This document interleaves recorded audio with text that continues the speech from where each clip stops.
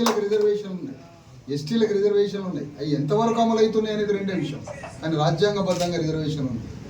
కానీ ఈరోజు చాకలి వారికి, మంగలి వారికి, మేదర్లకి, కుమ్మర్లకి, ముదిరాజులకి, గంగపుత్రులకి, యాదవులకి, గౌడ్స్కి, ముదిరాజులకి, అనేక బీసీ కులాలు 119 కులాలకి ఈరోజు సంపూర్ణ రిజర్వేషన్స్ లేక అనేక రంగాల్లో వెనుకబడుతున్న ఈ దుస్థితి నుంచి భూమిలో, సంపదలో, రాజ్యంలో, స్థానిక సంస్థల్లో ప్రతి చోట 50% నిట్ట నిలువుగా ప్రతి అవకాశంలో 50% వర్టికల్గా చీల్చి అవి బీసీలకు పంచేదాకా మన యుద్ధం ఆగదని మీ అందరికీ తెలియజేస్తూ ఈరోజు ఈ కార్యాలయం ప్రారంభించడం అందరికీ మరి సంతోషకరమైనటువంటి విషయం.